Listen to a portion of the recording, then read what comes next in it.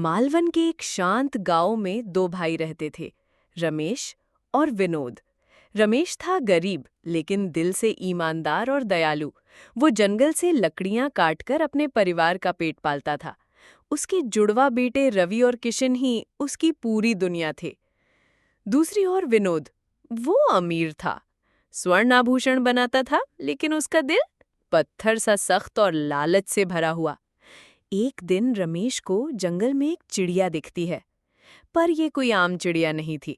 उसके पंख सोने से चमकते थे।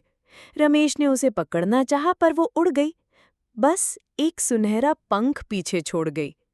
रमेश ने पंख विनोद को दिखाया। विनोद ने मीठे शब्दों और कुछ सिक्कों में वो पंख ले लिया। फिर अगली सुबह रमेश को मिला चिड़िया का घोंसला, जिसमें था एक अंडा जो हीरे सा चमक रहा था। अब विनोद का लालच और गहराता गया। उसने रमेश से कहा, अगर तुम ये चिड़िया पकड़ लाओ तो तुम्हारी सारी गरीबी मिटा दूंगा।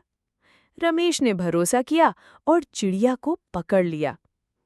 विनोद को याद आई एक पुरानी कथा कि इस चिड़िया के चखे हुए फल खाने से हर सुबह सोने के अंडे मिलते हैं। लेकिन किस्मत को कुछ और मंजूर था। जब चिड़िया फल चख के गई, रवि और किशन ने गलती से वही फल खा लिए। अब हर सुबह दोनों बच्चों को सोने का अंडा मिलने लगा। रमेश हैरान था, घबराया हुआ। वो फिर विनोद के पास गया। विनोद ने चालाकी से कहा, ये किसी बुरी आत्मा का असर है, बच्चों को जंगल में छोड़ दो। रमेश मजबूरी में अपने दिल पर पत्थर रखकर बच्चों को जंगल में छोड़ आया।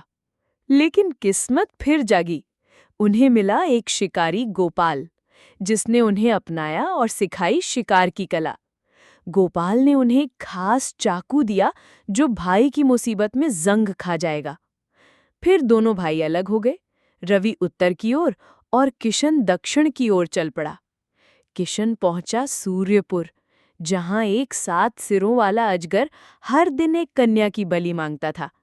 अब बारी थी राजकुमारी माया की। किशन ने जानवरों की मदद से अजगर को मार गिराया और माया को बचा लिया। पर रात को जब सब थक कर सो गए, एक मंत्री रघु आया और किशन की हत्या कर दी। उसने माया को धमकाया और उससे विवाह करने की जिद की। माया ने 1 साल का समय मांगा। किशन के जानवरों ने जीवनदायिनी बूटी से उसे फिर से जीवित कर दिया। किशन और माया का विवाह हुआ। 1 साल बाद रवि सूर्यपुर पहुंचा। उसने चाकू पर जंग देखकर समझ लिया कि किशन मुसीबत में था। कुछ दिन पहले जब किशन जंगल में गया था, वहां पर एक जादूगरनी ने उसे और उसके जानवरों को पत्थर बना दिया था। रवि पहुंचा, जादूगरनी को हराया और सबको मुक्त किया। राजा ने दोनों भाइयों की वीरता की सराहना की